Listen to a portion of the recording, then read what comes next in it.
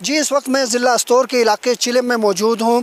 یہ چلم چوکی کا علاقہ ہے۔ یہاں پر آج پاک فوج کی جانب سے اس سڑک کو جو آپ پس منظر میں دیکھ رہے ہیں، پاک فوج کے 3 شہداء بریگیڈیئر فضل قادر شہید، میجر عبدالوہاب شہید اور کیپٹن کرنل شیر خان شہید کے ناموں سے منسوب کیا گیا ہے۔ اس کے مختلف حصوں کو ان کے ناموں سے منسوب کیا گیا ہے۔ اس کی افتتاحی تقریب سطح سمندر سے 13,808 فٹ کی بلندی پر واقع برزل ٹاپ پر منعقد ہوئی۔ Force commander Gilgit Baltistan major general Ehsan Mahmood Khan اور میجر عبدالوہاب شہید کے بھائی نے فیتہ کاٹ کر اس کا افتتاح کیا۔ آپ کو یہ بتاتا چلوں کہ نہ صرف استور میں بلکہ گلگت میں بھی 3 سڑکوں کو آج کے دن شہداء اور غازیوں کے نام سے منسوب کیا گیا ہے۔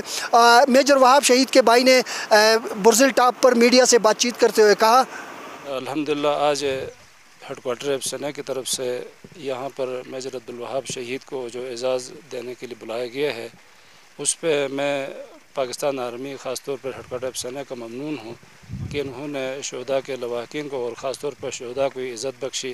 اللہ تعالیٰ سے دعا ہے کہ اللہ تعالیٰ ہماری پاک فوج کو سلامت رکھے، ان کی ہر مشکلات آسان کرے، قدم قدم پر ان کی مدد اور نصرت فرمائے۔ میجر عبدالوہاب شہید جو نا وہ میرے بڑے بھائی تھے، انہوں نے اپنی مرضی سے اس جنگ کے لیے اپنے آپ کو پیش کیا تھا اور الحمدللہ ان کی خواہش تھی شہادت کی۔ اللہ پاک نے ان کی خواہش قبول فرمائی۔ اگرچہ ان کی ڈیڈ باڈی نہیں ملی لیکن ان کی خواہش پوری ہو گئی۔ ہم اللہ تعالیٰ سے دعا گو ہیں کہ اللہ پاک ان کو جو نا آخرت میں کے درجات بلند فرمائے، اور جو الحمدللہ ان کے بیٹے بھی 3 بیٹے آرمی میں ہیں، ان کے نقش قدم پہ چل کر جو ہے نا وہ اسی جذبے کے تحت کام کر رہے ہیں۔ تو ہم سب جو ہے نا وہ پاکستان آرمی اور خاص طور پہ ہیڈ کوارٹر ایف سینا جنرل محمود صاحب کے انتہائی مشکور ہیں کہ انہوں نے یہ شہداء کی حوصلہ افزائی کے لیے سارا کچھ کیا ہے۔ اللہ پاک فوج کو سلامت رکھے۔